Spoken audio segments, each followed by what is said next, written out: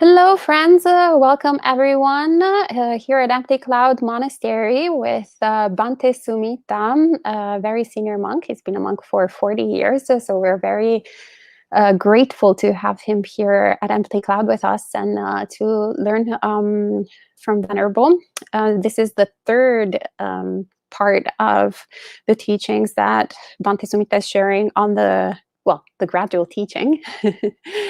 So without actually, hello to Roy, Aaron, Joy, Poonam, and everyone else who is watching but not typing quite yet. So at any time during the talk, you're welcome to type in your questions and we'll pass them on to Bhante Sumitta. Hello, Kumu, welcome. So without further ado, I'll pass it on to Bhante Sumitta.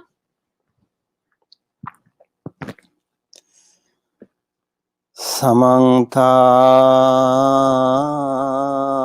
Chakravalesu Atra Gacchantu Devata Sadhamang Munirajas Sunangtu Sagga Mokkhadan Dhamma Savana Kalo Ayang Bhadantha Dhamma Savana Kalo Ayang Bhadantha Dhamma Savana Kalo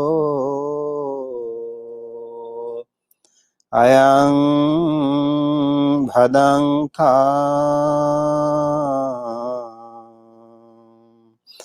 Namo tassa bhagavato arahato samma sambuddhassa. Namo tassa bhagavato arahato samma sambuddhassa. Namo tassa bhagavato arahato samma sambuddhassa. Yatha namang ca rupang ca asesang parujjati tang te dhammang idhang nyaya acchidung bhava bandhanang ti gambherang bhasa sivachang dubbhijanang sudubbudhang kasatwang dhamma manyaya Vachang bhasasi idisanti.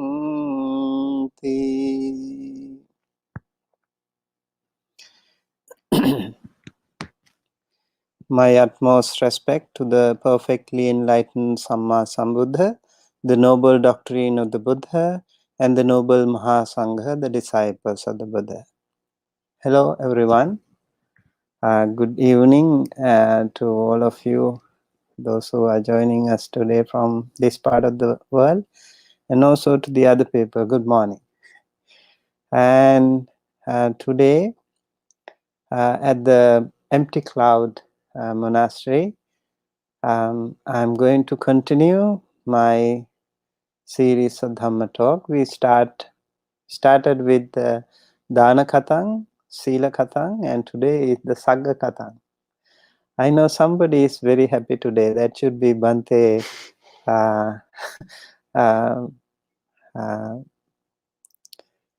Sudaso. He should be very happy because last time he said he is very happy to think of the Devas. And today I also started the Dhamma talk with inviting the Devas. That's actually a traditional way that we do before starting the Dhamma talks. We also invite the Devas. Samantha Chakravalesu Atra Gacchantu Devata. All the Devas are invited here to listen to the Dhamma talk. And I also want to let you know that I will ask some questions, so be careful. You have to answer, okay?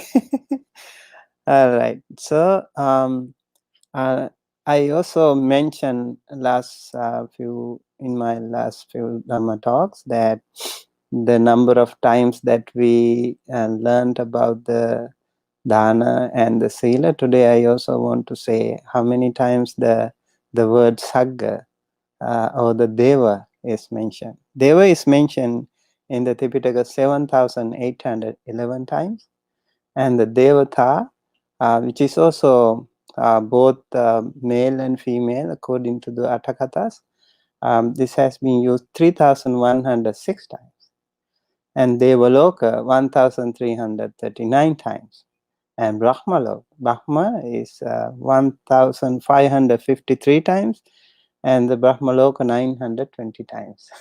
Just to give you a feeling of how important these terms are, also, I think it can be very useful. Now, when we talk about the devas, or the celestial beings, deities, gods, so we all have different perspectives. And I think this temple, empty cloud, also belong to the devas. Cloud is is in the sky, so maybe some devas should be there. One time the Buddha was passing by city of Visala, what we call Vaishali, and then the Buddha had a smile. He doesn't normally smile that much. When he smiled, there should be something very special. Venerable Ananda, the personal attendant of the Buddha, asked the Buddha, the Blessed One, you normally don't smile like that today. What was the reason that you smiled? Then the Buddha said, Ananda, I can see this beautiful city, new city coming up, and all the buildings are new. And as much as these people are settling in, there is another group of sentient beings. Those are the earthbound devas also landing on those houses. So it looks very fascinating. Only those Buddhas and other powerful monks could see that. The other people don't see that. So devas are also descending on these places. I think this place is occupied by Christian devas and the Mahayana devas and also Theravada devas, because I see the beautiful Kuan Yin statue and also the cross and Theravada monks and all. This is so wonderful. So unity in diversity kind of situation here. I like that too here. And so we do have, I think in Christianity, you have something called capital G, God, right? That's a creator God. But in Buddhism, we call like simple G, God. So they are like karmic gods. They are not necessarily creator gods. But they are also powerful, but they are karmic. They're not permanent, and they can also be born as devas just due to some very simple reasons, not necessarily, due to very powerful karma, but yes, the power of the karma is such that they have been privileged with so many wonderful facilities. I will talk about them a little later. Before that, I would also like to talk about there are 6 kind of Deva worlds, and then also there are so many Brahma worlds. And I'd like to mention you that the lifespan of those Deva worlds. Maybe just to give you a rough idea, how long do you think they can survive? They live according to human standards. In the closest Deva world is called, the realm is called Chatu Maharajika Deva world. And Chatu Maharajika Deva world, one day there is 50 human years. So we literally live less than 2 celestial days. right? So we do all this drama and during these 2 celestial days. So we have to be really careful that we think, oh, we have a long life and all that. It is nothing compared to those Deva worlds. And also Chatur Maharajika, Deva world, they are the guardian angels, what we call, and they have the age limit up to 500 celestial years. So one celestial day, and then 30 celestial days is a celestial month. So we can imagine the the number of human years, and then 12 by 30, so that is the celestial year. Then also 500 celestial years, that is the age limit according to. So according to human years, it is how much? 90 million? 90 million human years. Okay. And the next Deva world, there are other Deva worlds like Tavatinsa, for example, the realm of 33 gods. Their lifespan is 4 times more than that. And if we go to furthermore, delightful Devas, 4 times more than Tavatinsa world. And then again, the gods who delight in their creations, what we call Nimmana Rati Devas, 4 times more. And those who lord over the creation of others, Paranimita Vasavati Devas, 4 times more. So, if we take the last Deva world here, Paranimita Vasavati, 920,060,000 human years. Just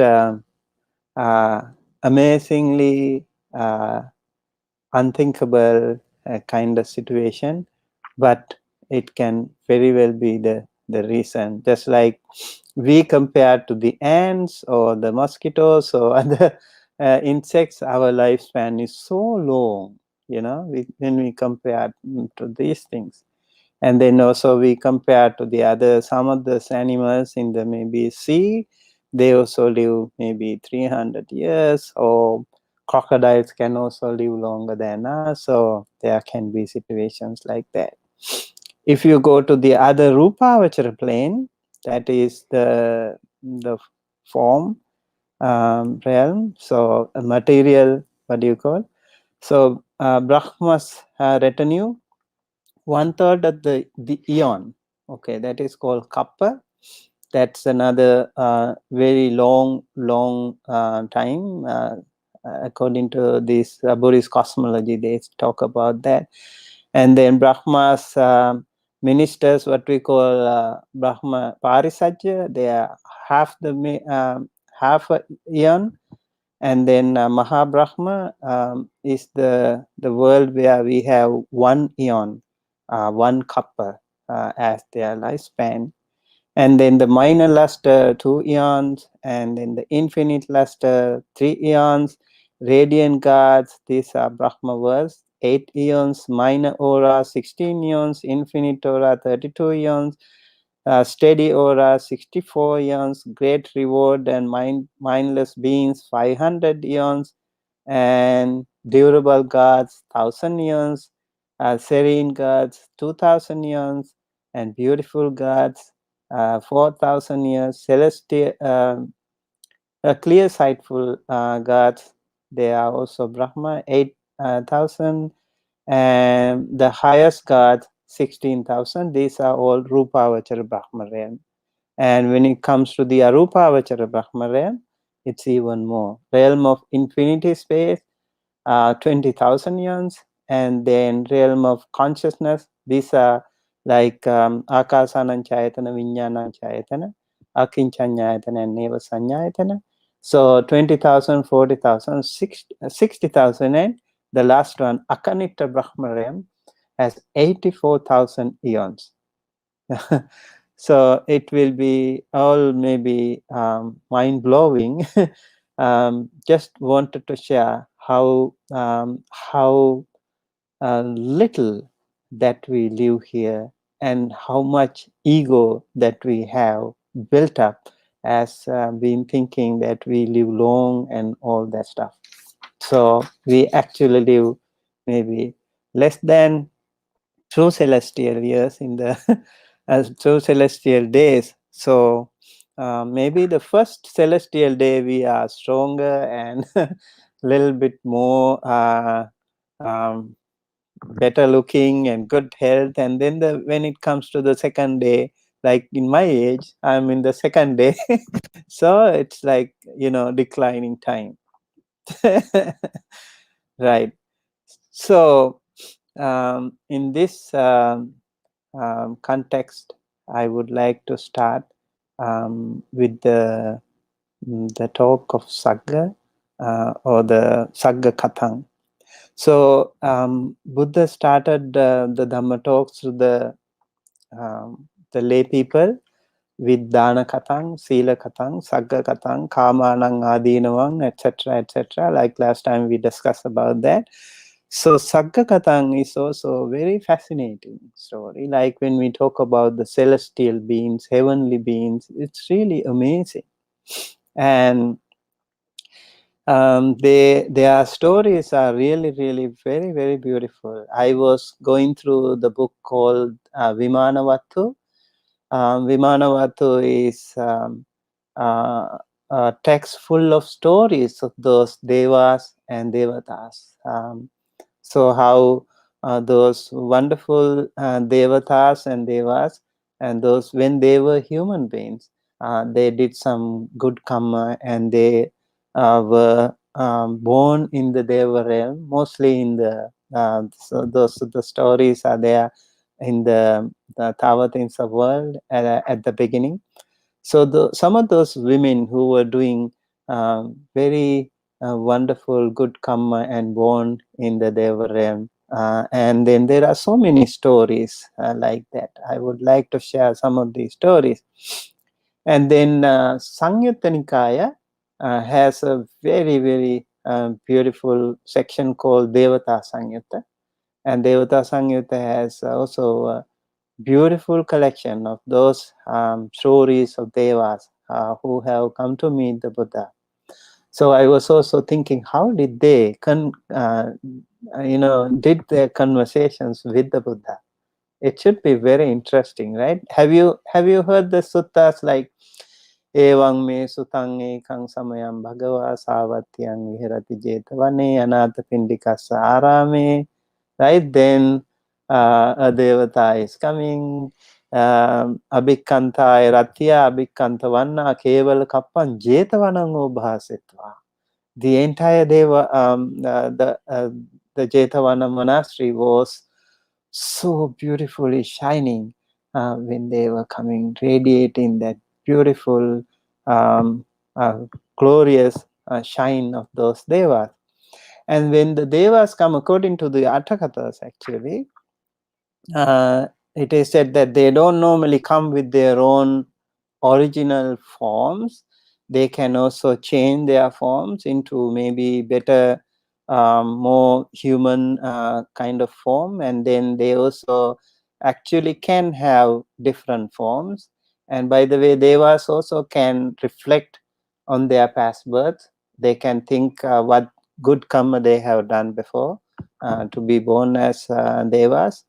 And as I mentioned, Venerable Moggallana, last time I mentioned how Venerable Moggallana was going from one Deva realm to another, interweaving so many wonderful Devas.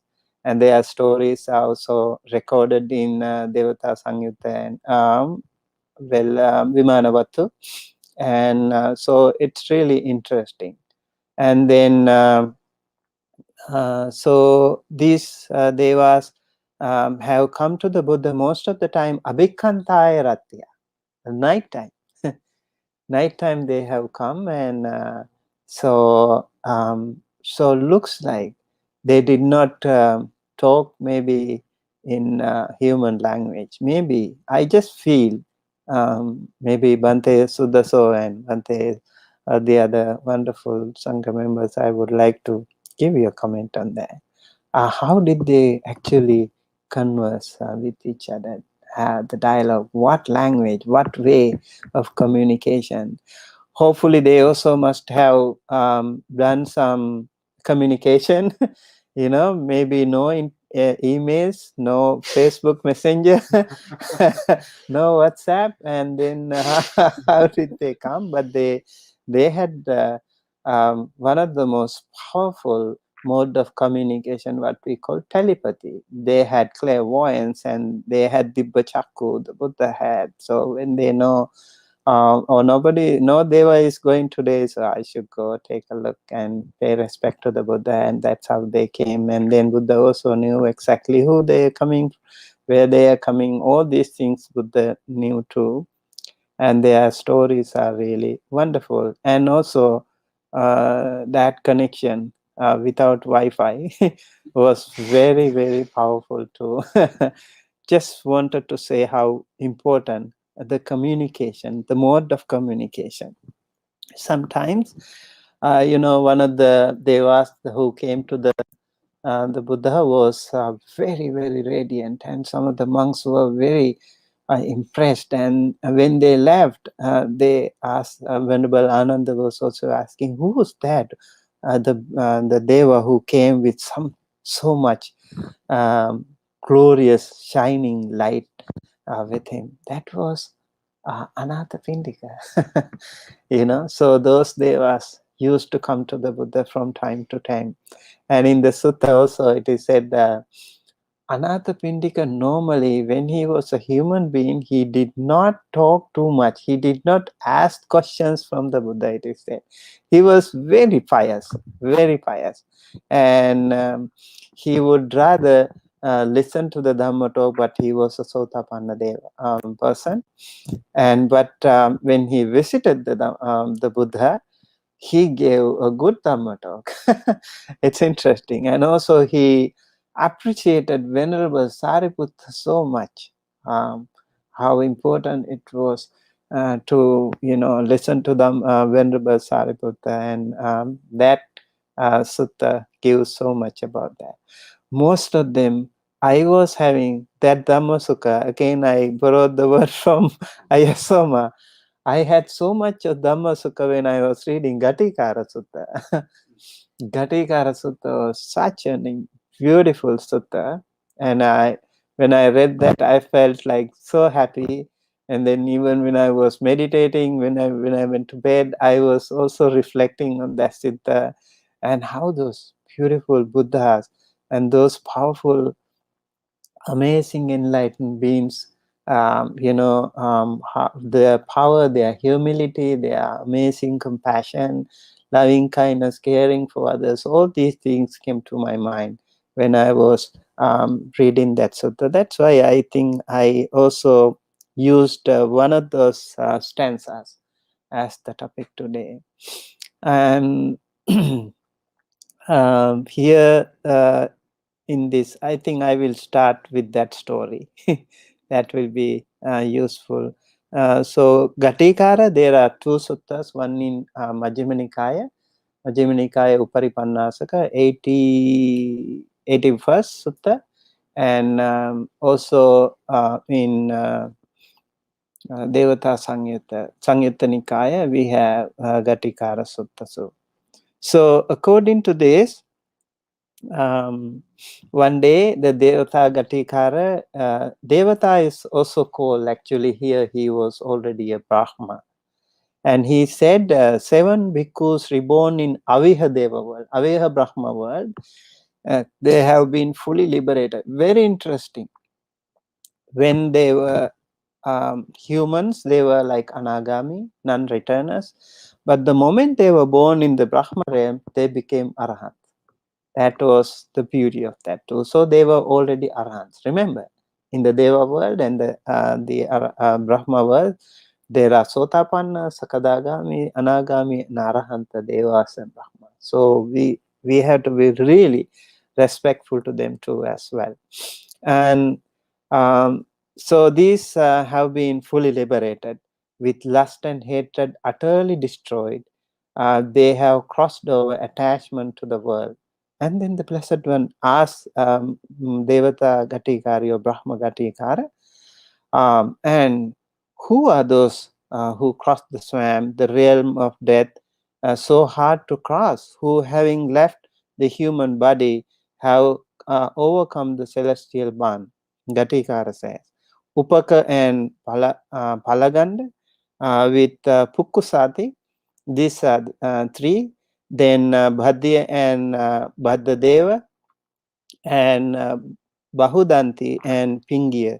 These, having left the human body, have overcome the celestial bond. I'll go to Pukkusati. If you know the story of Pukkusati, very interesting. Pukkusati came to the Buddha. He said he came from very, very far, and then he was wanting to meet the Buddha. And on the way, the Buddha's amazing, exemplary leadership, and also his amazing, immeasurable, infinite loving kindness towards his disciples also is reflected here. And in that particular morning, every morning Buddha used to meditate with Mahakaruna Samapatti, and he would look at the world. To whom should I help today? Whom should I rescue today? And whom should I help cross this samsara? And that particular morning, the Buddha saw Pukkusati, who was coming from so far away, and he would be on the way, but he wouldn't be able to make it to the temple if the Buddha would not go and meet him on the way. So Buddha left. He went to the disciple, and Pukkusati didn't know that it was the Buddha.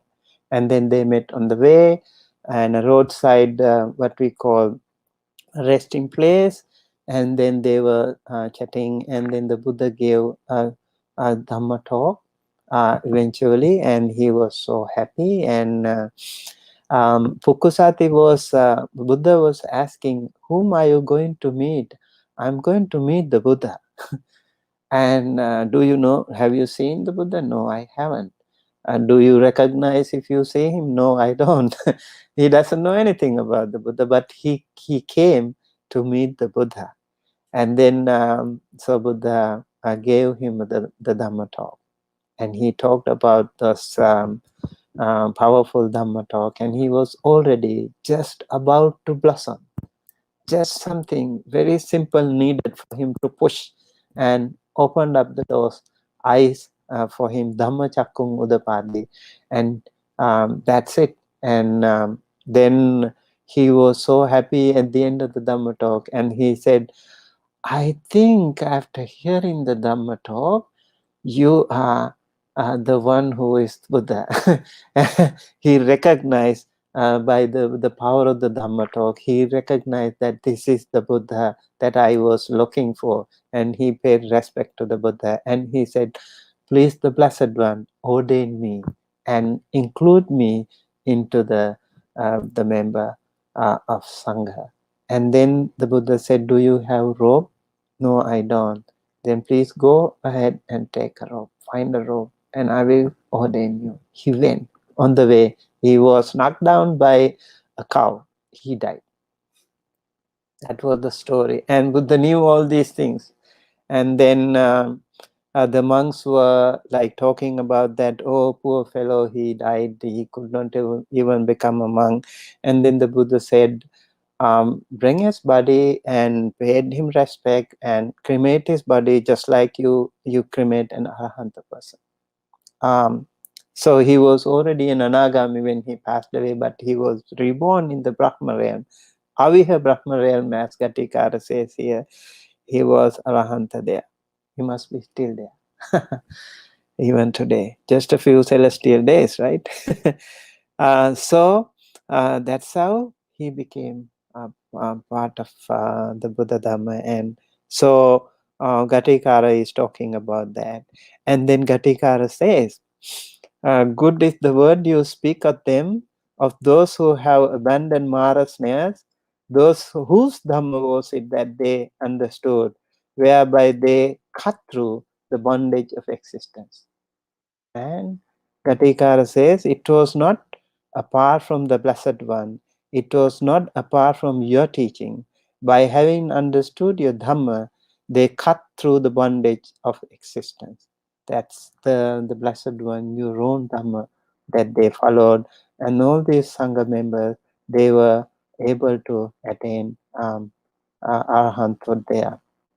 Actually, those some of those the monks, it is said they were also meditating on the mountains, and it is said um, they were already determining themselves not to go back, or no matter what, they would not communicate with anyone at the cost of their life.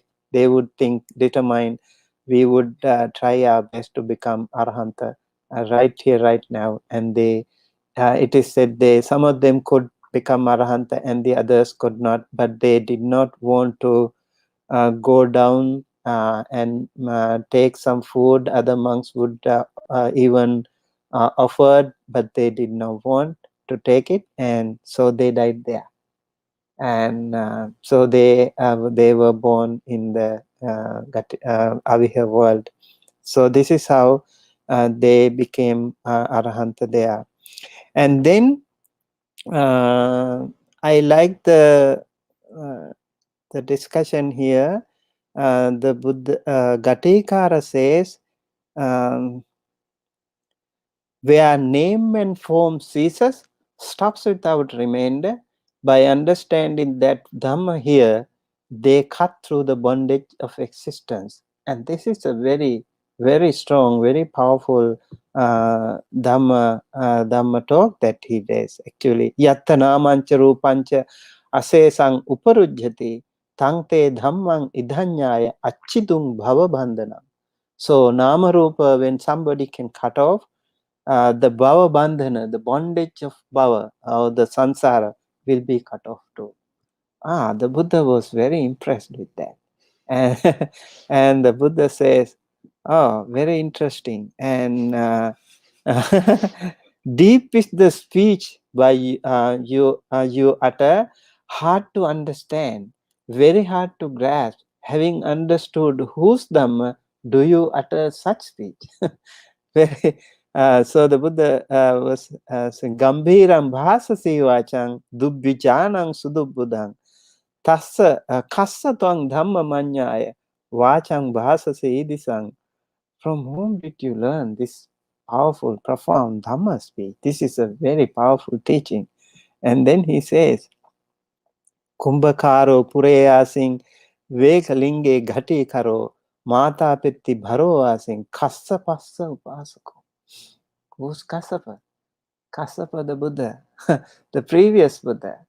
And he was Kassapa, the Blessed One, Kassapa's Upasaka, devotee, just like Anathapindika.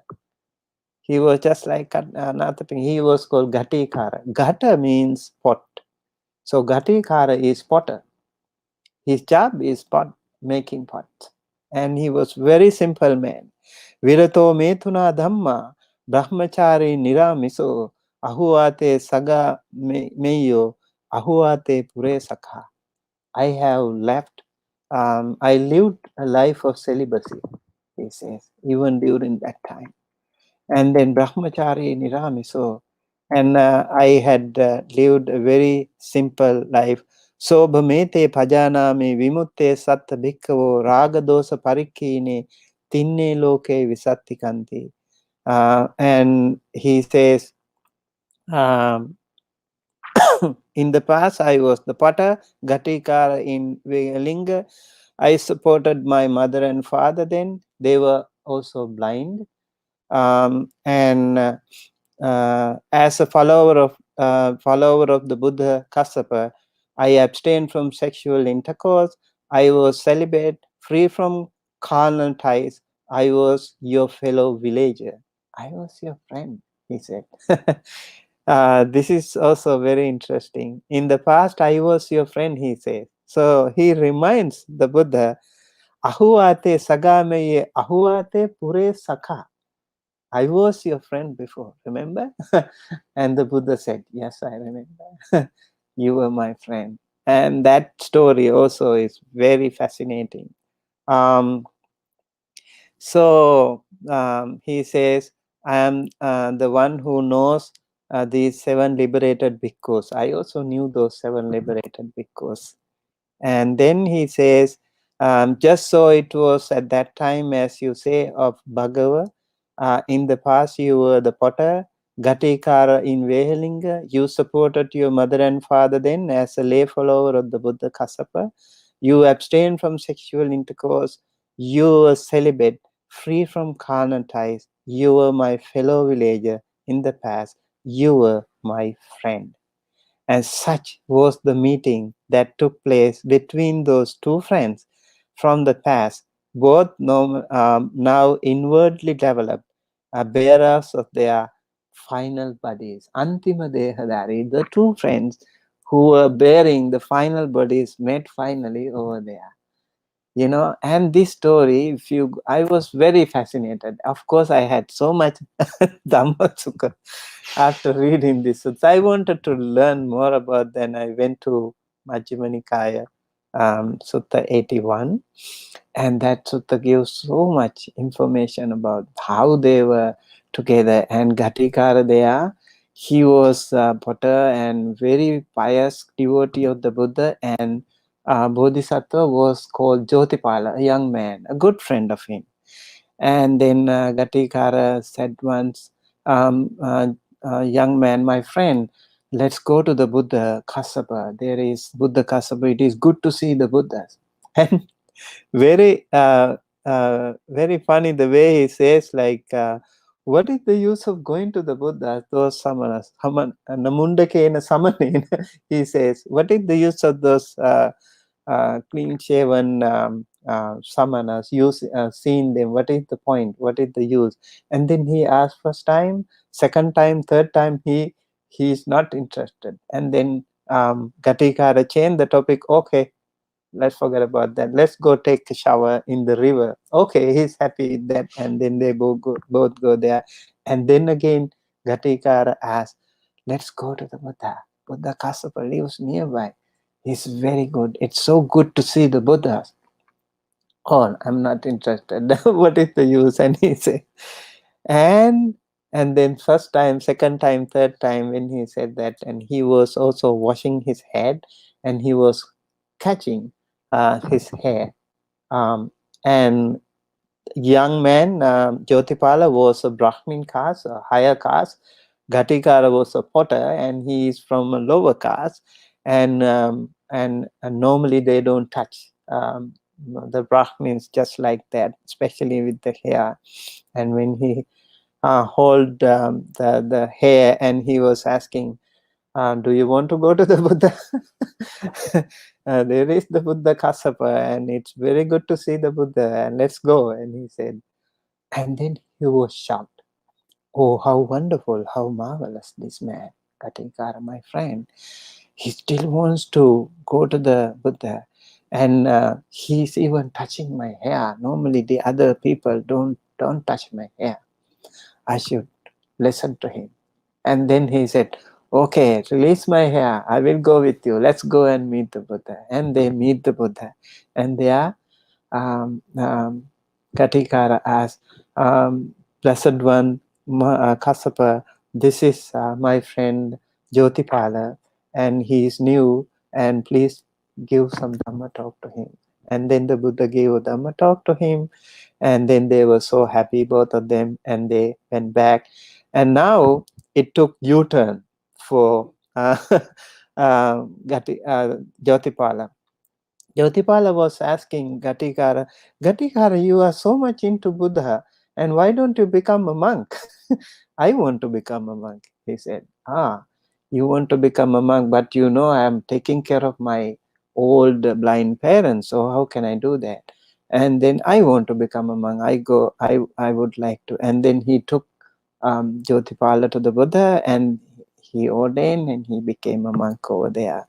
And so that story goes on like that. And then The Gatikara, he was so helpful in so many ways. And then one time there was the Buddha went to another place called Kasi, and there the Buddha was meeting a powerful king called Kiki. And then he said he was very happy to meet the Buddha, and he asked the Buddha to stay there in his kingdom, and he would take care of him during the rains retreat. And the Buddha said, I cannot accept your invitation. He asked for the second time too, and third time too he refused, because he has already accepted the invitation from a different person, the Buddha said. And the king, he was little upset. He was like asking the Buddha, who is that so powerful? Is he so powerful, more powerful than myself? And yes, the Buddha said, he was a potter, but he was so powerful because he was taking refuge in the Buddha Dhamma Sangha. He was a very good upasaka. He had aveccha pasade Buddhe Dhamme Sanghe, he said.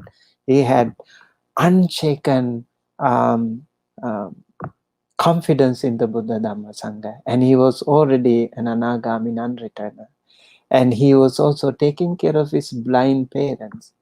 Like compared to you, he was way more superior in spiritual way. So, and then the king Kiki, he was so impressed about him, and he sent so many things as gifts to this man. And he said, I am okay with this, whatever I have, please send them back to the king. He didn't even want to accept. Such a humble person was Gatikara. So this was the story of Gatikara and those two suttas. And I think I would like to mention how important are these suttas for us in our life. And these some of the suttas in the Devata Samyutta also will be important if we have time enough. I think I took more time. Okay, so depending on our time, we will get back to the discussion. We have plenty of time, Bhante. Oh, okay, good. Do we have time? Yeah, oh, please. Good. Okay, so okay, now I think I would like to give the question. Okay.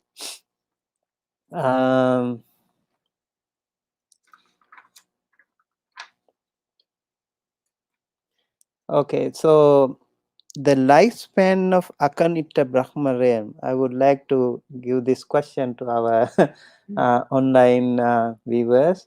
What is the lifespan of Akanita Brahma realm? And number two, how many times the word Deva is mentioned in the Tipitaka? Let's see if you remember, okay? And so Ayasoma will help me if we get some answers. So 2 questions. One, what is the lifespan of Akanita Brahma realm, the final Brahma world? And they also achieve Neva Sanyana Sanyayatana, or there can be Arahanta too. And the other one is how many times the word Deva is mentioned in the Tipitaka. Okay, just a hint, it's 7,000 plus. Okay, so I would like to go to some of the suttas in the Devata Samyutta. In the Devata Samyutta, first one is Oghatarana Sutta, crossing over the flood. So one time another blessed one, when the blessed one was living at Savatthi Jetavana monastery, and a Devata was coming with stunning beauty, illuminating the entire Jeta grove, approaching the blessed one. These are very small suttas, But one stanza was very important in all those suttas, very simple. By not halting friend and by not straining, I crossed the flood. Devata. So he is asking, how dear sir did you cross the flood? Oga Dharana Sutta. Oga is flood. And then the Buddha says, by not halting friend and by not straining, I crossed the flood. What do you mean? Like, but by not halting and not straining. And Devata said, but how it is, dear sir, that by not halting and by not straining, you crossed the flood? When I came to a standstill, friend, then I sank. It's true, like if you swim, if you are in the water, if you like stand still, you might drown yourself. But when I struggle, then I got swept away. It is in this way, friend, that by not halting and by not straining, I crossed the flood. So, and Devata said, it's actually a metaphor that he was using, the Buddha was using. And then he was paying respect to the Buddha, and he went back. And in the Nimoka Sutta, another Deva is coming. It's talking about the emancipation. Do you know, dear sir, emancipation, release, seclusion for beings? I know, friend, emancipation, release, seclusion for beings. And then the Buddha gives the answer to the Deva by the utter destruction of delight in existence, by the extinction of perception and consciousness, by the cessation and appeasement of feelings. It is thus, friend, that I know for beings emancipation, release, and seclusion. These suttas are from Devata Sangyutta. I think I would like to go to uh, uh, Vimana Vattu. I think that will be more fascinating. Let me see if I have some. Yeah, so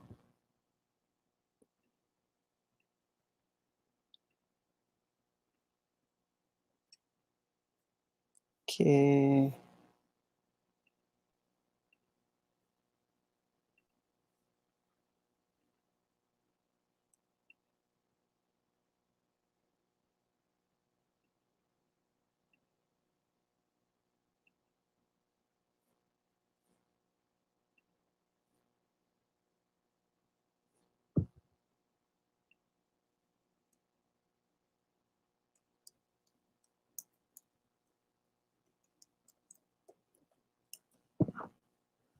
Okay, Vimana Vattu.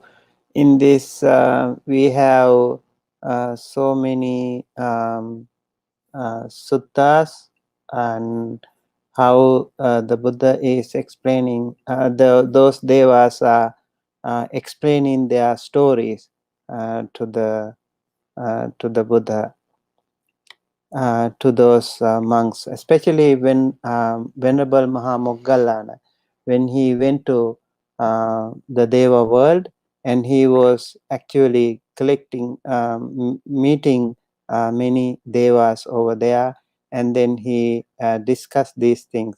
How did you become a Deva like that? And then they explain these things to the Devas. So in the Samyutta Nikaya, why do I always go to Samyutta Nikaya? I think I'm more interested in that. It is the Khuddaka Nikaya that I want to go actually. Okay, over here. Yeah, heavenly mentions. So we have women's mentions, and the others are men's mentions. And so there are several suttas here. Throne mention, for example. One Devata, when Venerable Moggallana was asking, dear Devata, you are sitting on a golden throne. It flies wherever you want and as quickly as you want it to. You are beautifully dressed, wearing garlands of flowers, and you are radiant like lightning shining through the clouds. What kind of meritorious action did you do when you were in the human world to have gained this beauty that shines in all directions and to have earned all these wonderful things? So, as I mentioned, these devas, when they are born as devas, they can also reflect, they can remember their past karma. Even in the Petavatu, it is said when he was interviewing those hungry ghosts, they could also remember their past bad karma. And then the Devata says, Devata was very happy. And Bhante, when I was in the human world, a monk visited our house and I prepared a chair for him to sit on. Raising my hands and putting my palms and finger together, I saluted the monk respectfully. I also offered alms food to him. Because of these meritorious deeds, I have been born as a very beautiful Devata and enjoy all the wonderful things that delight my heart. Great Bhante, these are the meritorious deeds I did to have such a beautiful body that shines in all directions. So, um, so those people who are really concerned about the physical beauty and practice dana, that will be a very good thing. Also practice sila. And it's not just for the 2 celestial days, but you can have it for so many celestial years in the Deva world if you think. And so sometimes maybe you will be so tired of being so long in your life and you are not like dying, and you have like in the Akanita Brahma world 84,000 yons or something. So it's a long time, and the kind of shining and kind of privilege that they were having is truly amazing. And it is said in many cases these devas, they were also working with different kinds of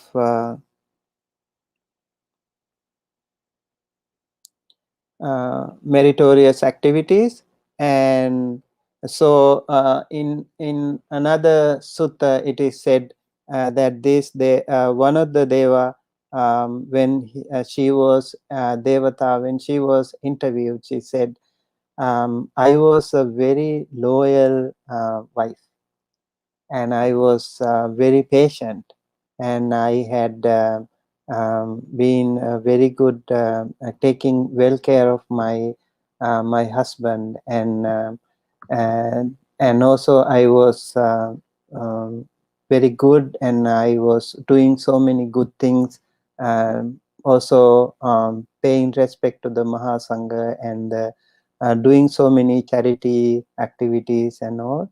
And therefore I have 1,000 nymphs all around, and wherever I go my body is shining so much, and it's like miles away people can see my glorious, so whatever my heart wishes I can get that. They also have something called wish fulfilling trees.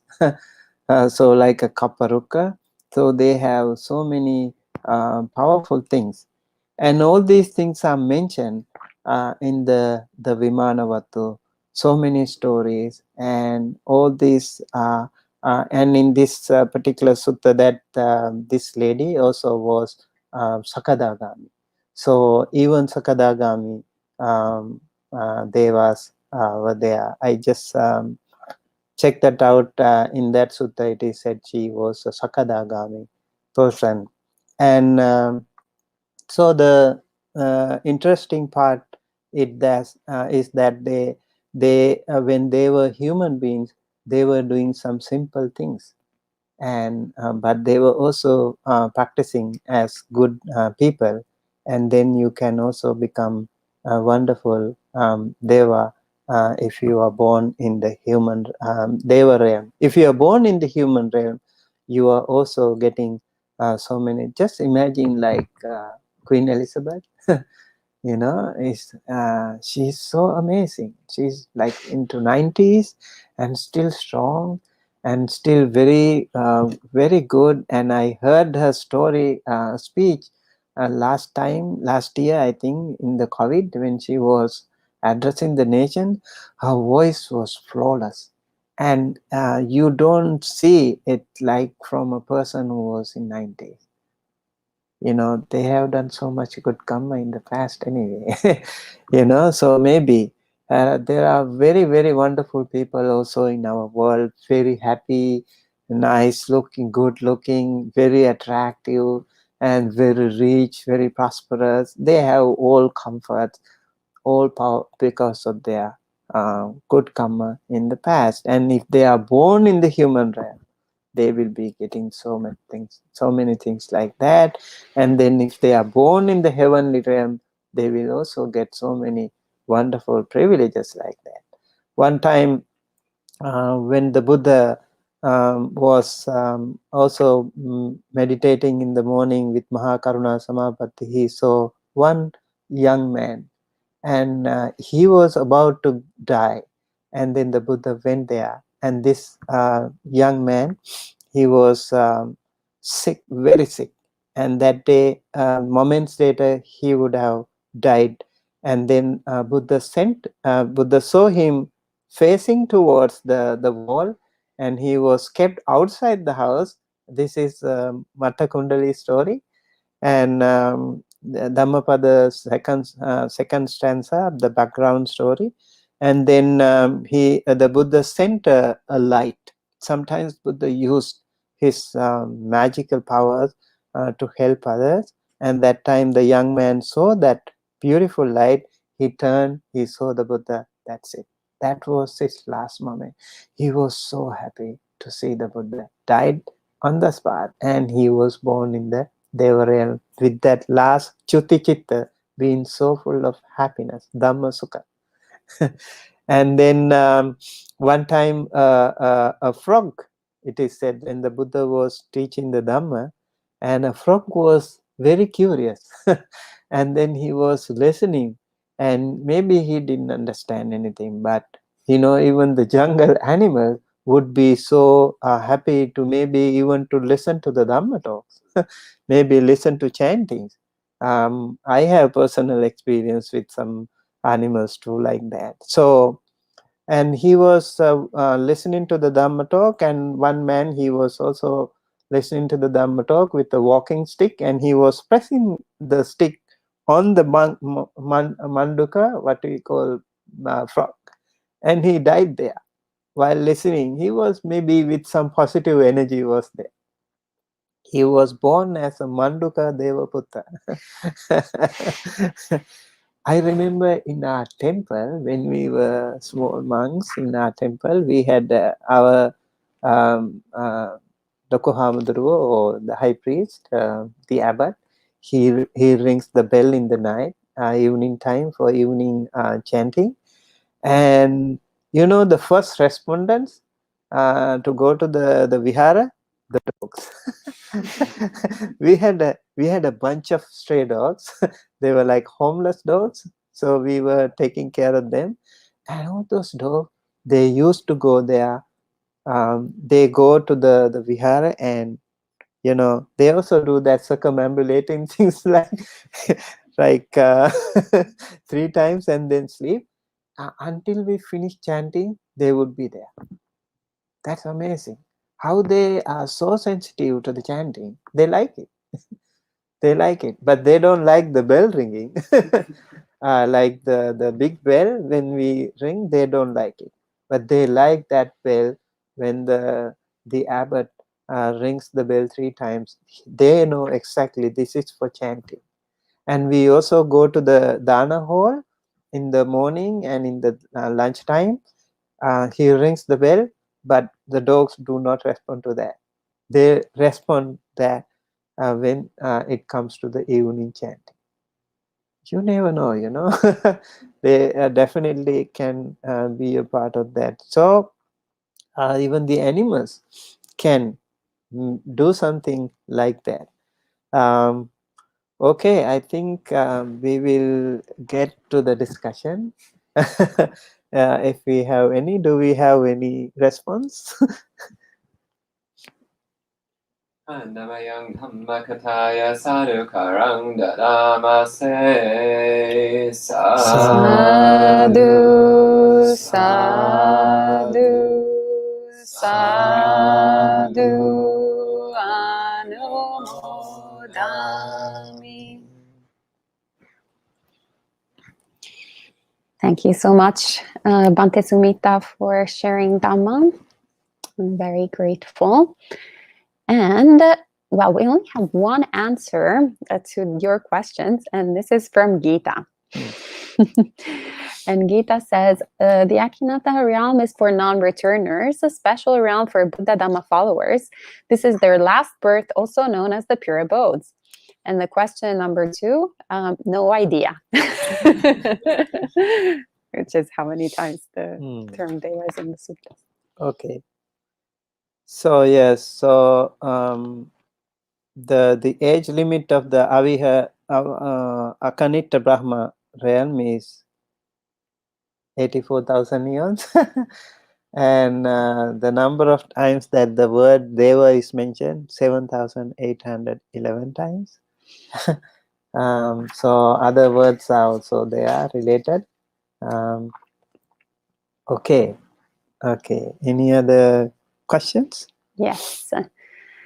So Kumu asks, Bhante, is it more advantageous to be born a human with good faculties to meditate, follow the Dhamma, and strive harder in terms of ending the cycle faster than living for eons or even millions of years?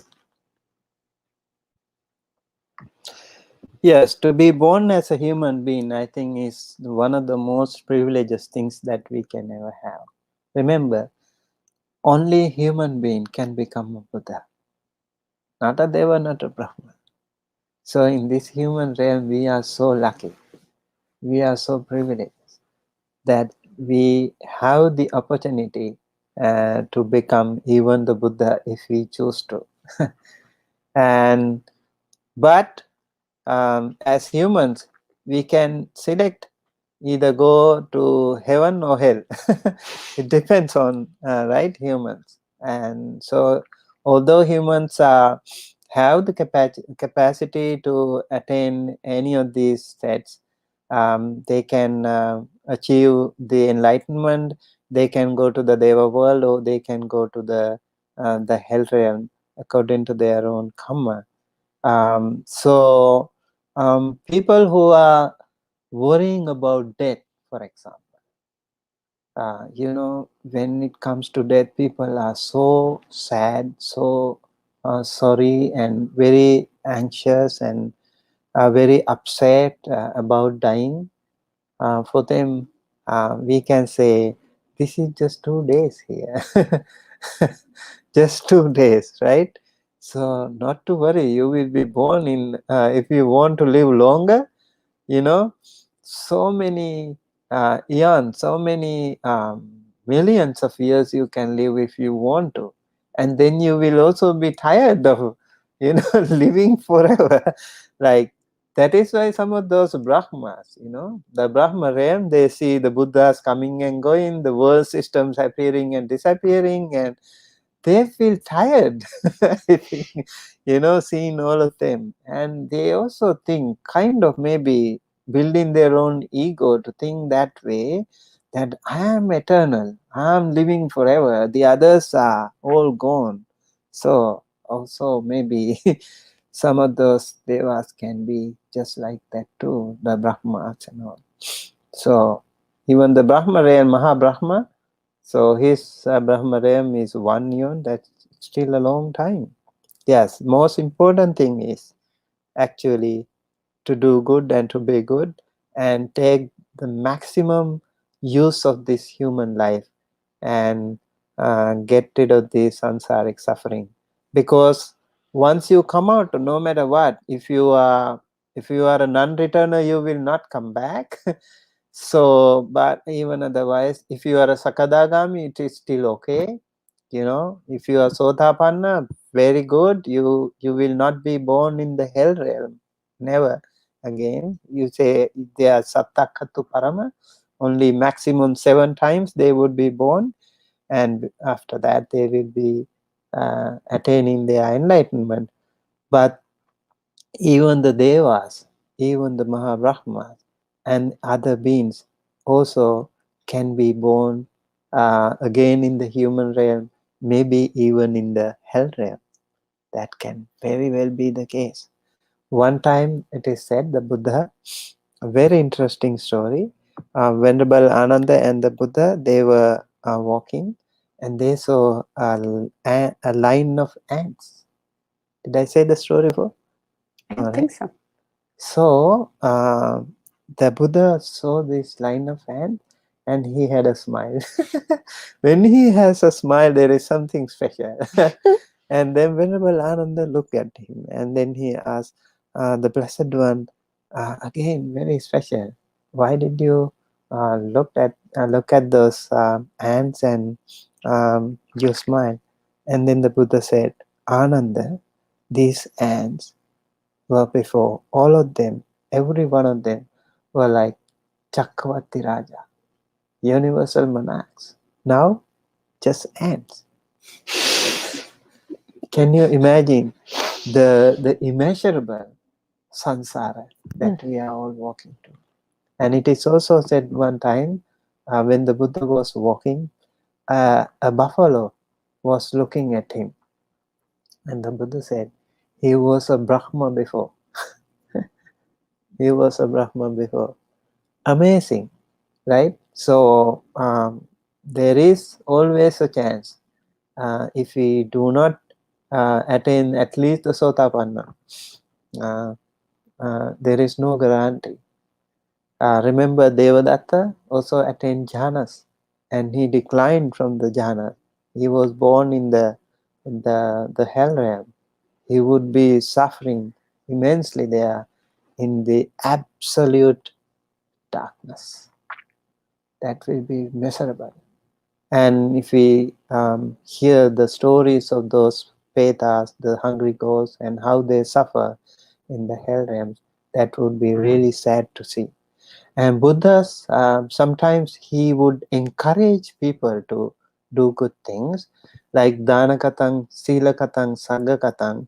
For those average, normal, mundane human beings who are so busy with their household life, because at least they would be going to the Deva world, not to the hell realm. That would be so miserable if you go there, because in the Deva world you still have some of those good Kalyana Mitta friends. There will be still very, very wonderful friends over there. They can meet, they can even listen to the Dhamma.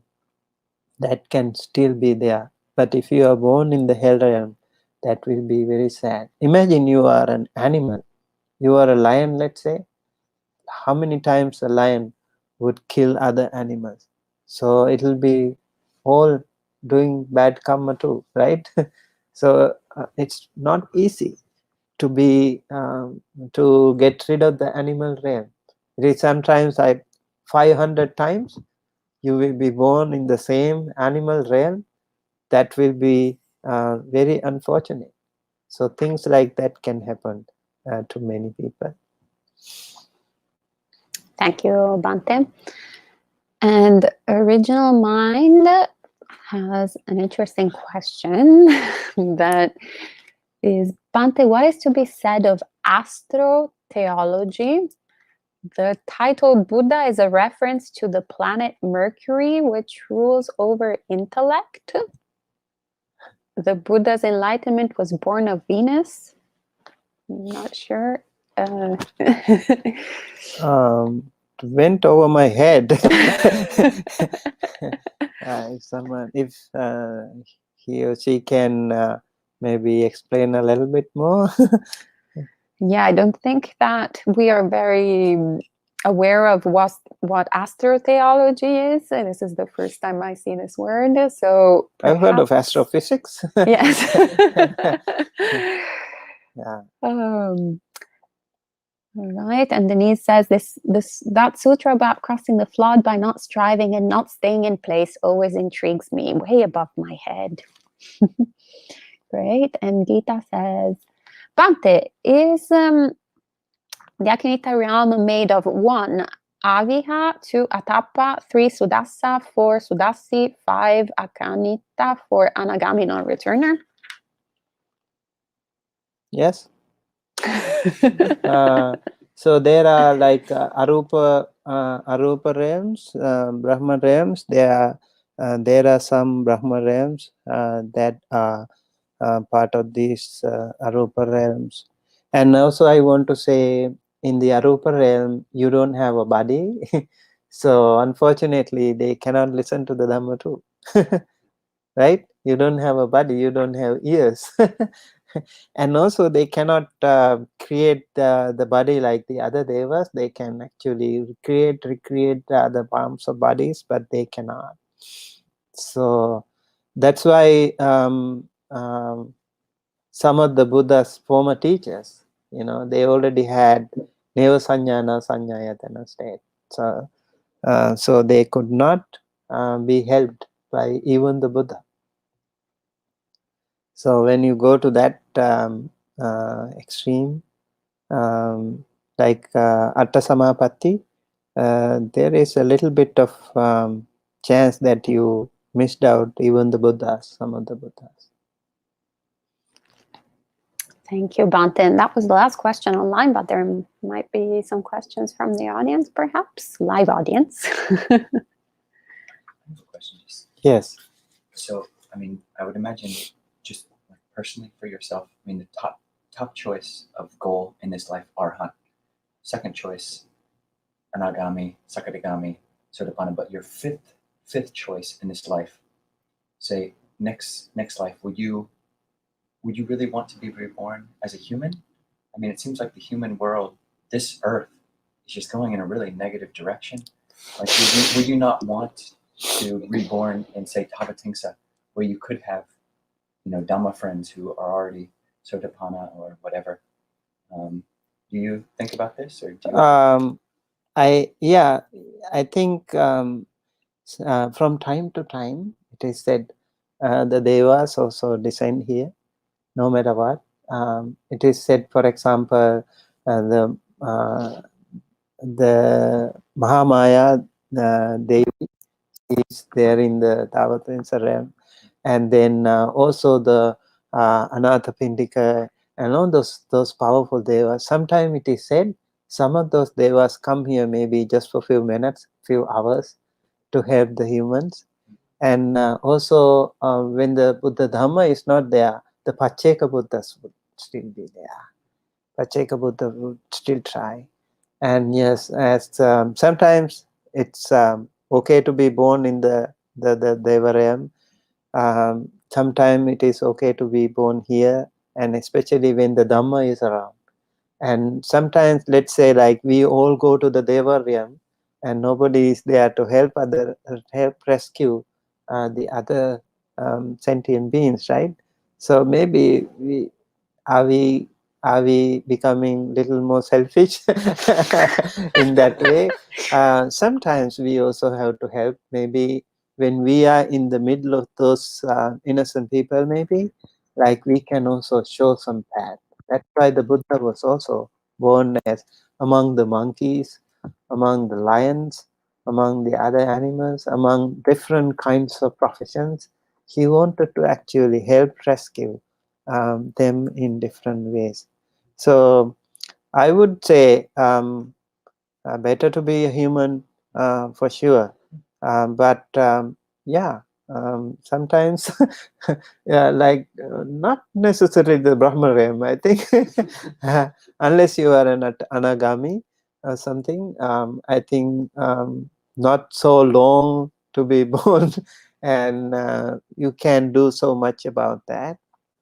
But I think in the Deva realm, if you can still, like the king of Devas, it is said Sakka, and he would every morning, it is said, like his seat would become little warmer sometime if he wants to help someone, it is said. And then also it is said every day he would turn towards the earth and he would bow to the human realm to pay respect to those people who observe the 5 precepts. And sometimes the Devas, it is also said they also come here in disguise as beggars, as homeless people, as some others, testify ourselves, our generosity, our goodwill, our good wishes, well-being, and how do we become kind to other people. Sometimes when you see a homeless person, maybe they were in disguise, you never know. And even like Ghatikara was such a powerful person, but he was just a potter. It's very simple potter. And his lifestyle was very simple. But imagine, he was an anagami person. So there still can be very much scope for those wonderful people to be respected. So they deserve respect.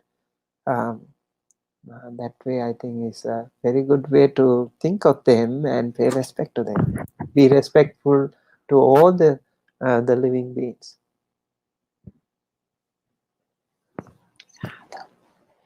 And yeah, Andy. Bhante, I have a question.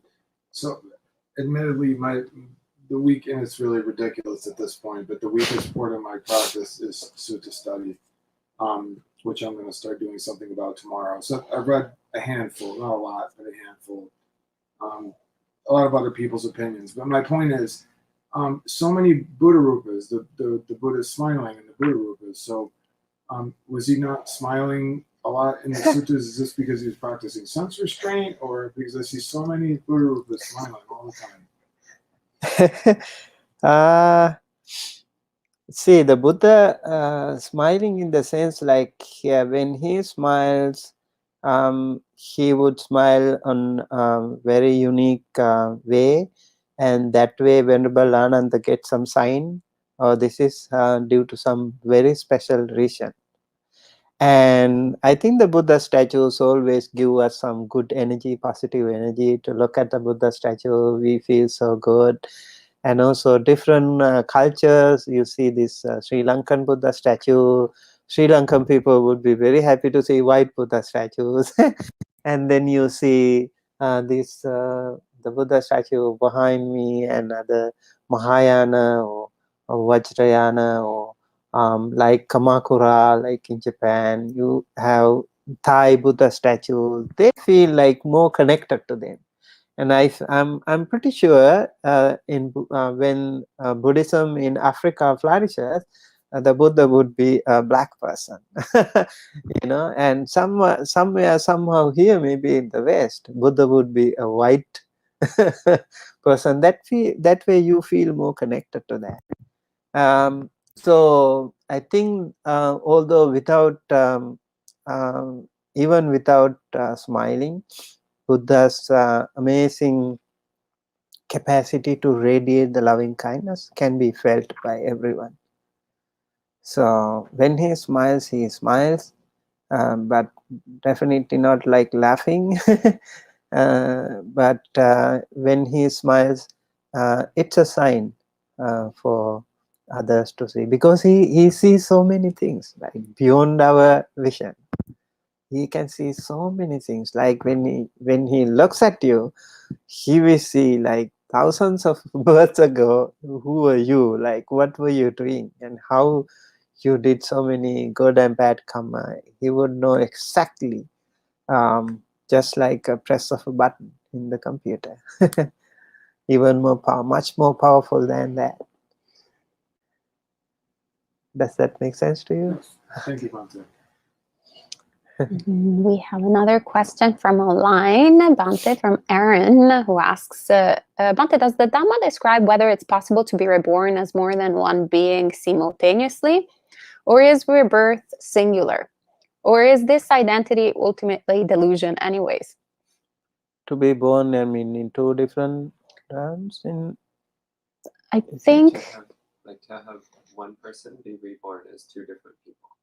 Or it's like a swarm of bees, or like a swarm of flies. I think people say the Dalai Lama once said that. Someone can be reborn as a swarm of flies. Like reincarnation. Yeah, no? I think rather than one bee, to be reborn as many bees that travel together, perhaps. Apparently, the Dalai Lama said something like that. I don't think in the Theravada viewpoint we have something like that, but I will have to look into that, because everyone, like the ants, everyone is one individual traveling alone. In my understanding, maybe I might be wrong, but it is one person, and the others are also separate individuals, like we all are. We can work together, we can flock together, maybe thousands of ants or whatever, maybe work together. But in my understanding, they are all separate individuals. Yeah, Aaron is following up saying, could my consciousness be 10 butterflies at once? 10 butterflies at once. You can be a caterpillar and then you can be a butterfly. That does make me think of the psychic power, having been one is many. Yeah, that's actually, yeah, that actually can be, yes, like in Chullapantaka's case, but they are not real. Yeah, they are not real. Only one person was there in reality. Like the story of Chullapantaka, do you know that? So it is said Mahapantaka and Chullapantaka were two brothers, and Mahapantaka was already an arahant, and then he also wanted his younger brother, to become a monk, and this monk was very lower in capacity to learn things by heart, and then he asked the young monk to study, and then even 4 months he could not study even one stanza. Oh, you're not worthy of being a monk, you better go home, he said. And then he was very sad, and then the Buddha saw him, and he was asking why, what happened. Then he talked about the story that he had to go home and I can't become a monk anymore. And then the Buddha gave him a beautiful skill. I mean, he taught him a skill. Okay, do this thing and you don't have to do so many things. He was given a handkerchief, and then he was wiping it and all the time and in the sun, and then he was looking at it, and that became a meditation for him. And that white color handkerchief became all dark later on. So thinking of that, meditating on that, he became an arahant, a powerful arahant in fact. So the monks went for a dana, and then Buddha already knew the story. And the Mahapantaka and all went to the dana with the Buddha, and then the Buddha asked, did everyone come, all the monks? Yes. So Mahapantaka said, all monks are here. Are you sure? Maybe you better go back and see if there is someone else in the in the temple. So a devotee was sent back to the temple, and he came running.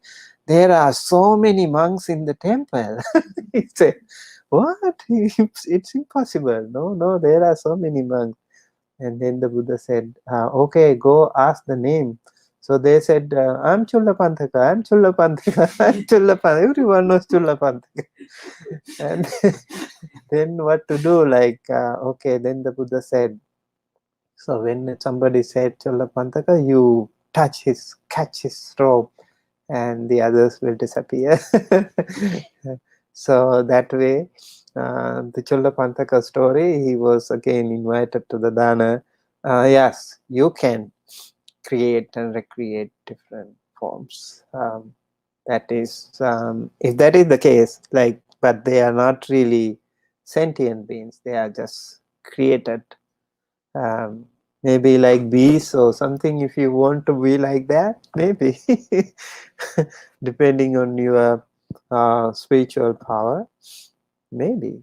But they are not sentient beings that we can call, like they're not born and reborn like the others in the samsara. Yes. So, nowadays there are many people who are trained in the sciences, and don't believe in these sorts of things like devas and so on. But I wonder if you think there is a role for these stories about the devas, even for someone who comes to the Dhamma with that mindset. I like that movie Avatar. When I watched that movie, I was so happy. Some part of that movie reminded me of the Deva world. They are so beautiful, so nice people, very happy, very kind. And that those trees and the way they are happy and amazingly powerful. Just a glimpse of the Deva world. I think those people who are producing those movies, maybe science fictions and all. And plus, people are, the scientists today, they are trying to communicate with the world outside. They think of the aliens. How do we know? Maybe I know all the world, all the powerful countries in the world, they have decided never to mess up with these aliens. You never know what power they have. They can be really devas. So I think that is very simple example of how powerful, how mighty they can become, and their technology or their superior power over humans is truly amazing. So all those aliens and all those, what do you call, UFOs, right?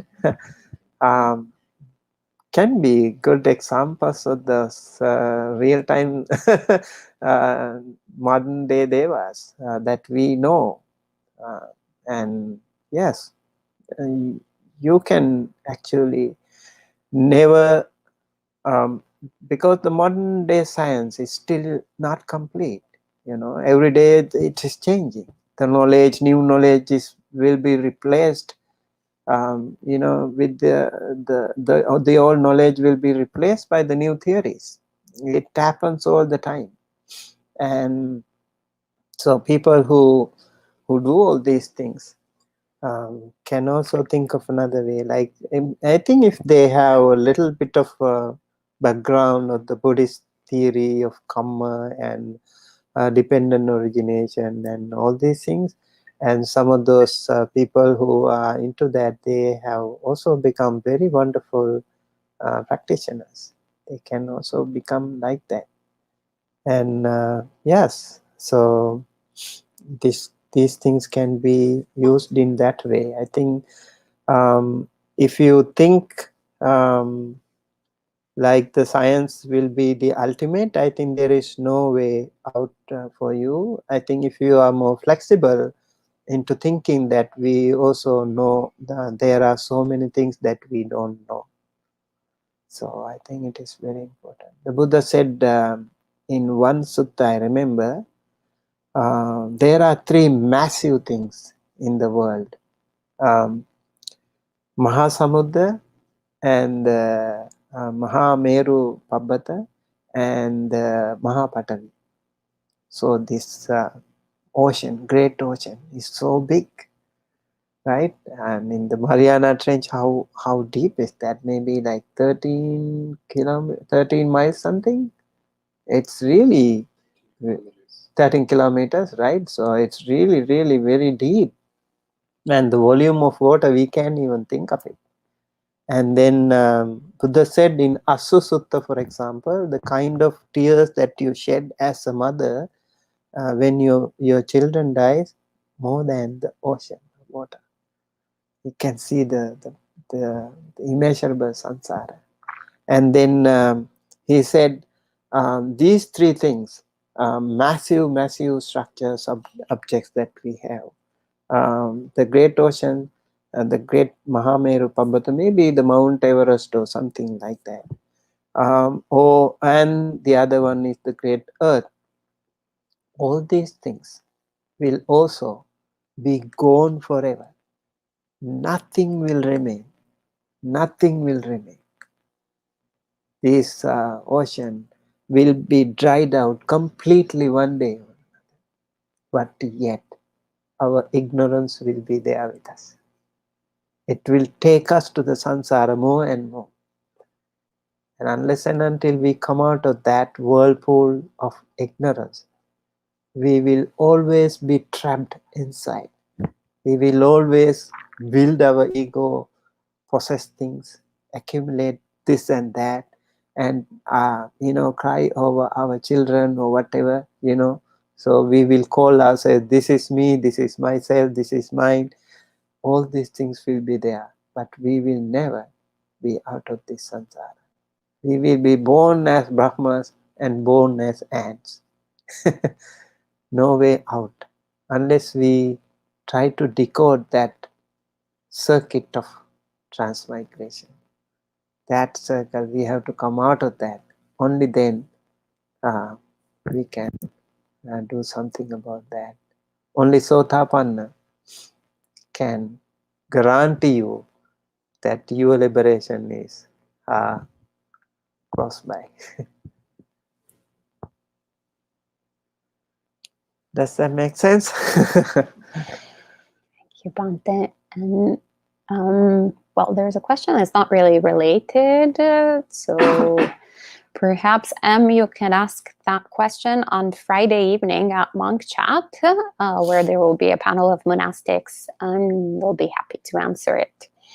So unless there's something else, then I think we are done for the evening. Thank you so much, Bhante, for sharing the Dhamma with us. Tomorrow morning at 8 a.m., we'll have another special guest here at Empty Cloud Monastery at Giancavilo, who will be sharing Dhamma here with us.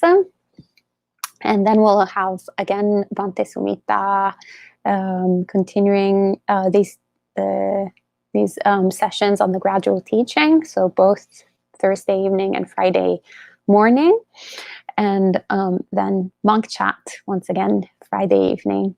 And if you're around here in New Jersey at Empty Cloud Monastery, on Saturday at 6 p.m. we'll have meditation on the lawn, and on Sunday we'll have Family Day. So you're welcome to join us from 10 a.m. to 5 p.m., share the meal here at Empty Cloud, and have a good opportunity to meet other practitioners.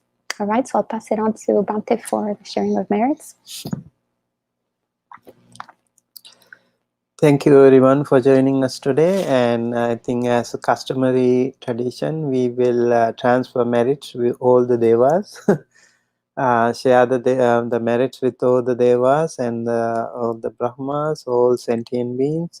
May the merits that we all have accrued today by listening to this Dhamma talk, sharing, and also by practicing Dana Sila Bhavana in our life, during our lifetime and during our whole course of samsara, may all these powerful meritorious activities become one united power and be shared with all those devas and other sentient beings. May they be well, happy, healthy, safe wherever they are. Please think of all your departed ones, your departed parents, your departed relatives, anyone in the family or friend, and let us share these merits with all of them as well. May they also receive this merit, share this merit, be well, happy, healthy, safe wherever they are, and also may they all receive, attain the supreme bliss of Nibbana, the absolute peace and happiness at the end of our samsara. May all of us, may all of you be associated with the Dhamma all the time. Be associated with wonderful Kalyana Mitta friends all the time, so that you can be always led to the right path and right Dhamma. And may all of us be able to live our life with peace, happiness, and good health, and the Dhamma always. And may all of us and all of them and all sentient beings in the world be able to achieve the supreme bliss of Nibbana. Thinking thus, please keep your palms together close to your heart and say 3 times, Sadhu, Sadhu, Sadhu. Let us transfer merit to Devas and other beings. Ittavata hehi sambhatam punya sampadam sabbe deva anumodanto sabba sampatti siddhya. Ittavata hehi sambhatam punya sampadam sabbe bhuta anumodanto sabba sampatti siddhya. Ettavata hehi sambhatam punya sampadam sabbe satta anumodanto sabba sampatti siddhya. May all those merits be shared with the departed ones. Idang me ñātinang hotu sukhita hontu ñātayo. Idang me ñātinang hotu sukhita hontu ñātayo. Idam me ñātinang hotu sukhita hontu ñātayo. May the power of this good karma be with us, and may we all be associated with wonderful Kalyana Mitta friends. Imena punya kammena mame bala samagamo satang samagamo hotu yava nibbana pattiyam. May all of us be able to achieve the absolute peace and happiness, the supreme bliss of Nibbana. Idang me punyang asavakkaya vahang hotu sabba dukkha pamuncatu sabba bhaya pamuncatu sabba roga pamuncatu. Sadhu, sadhu, sadhu.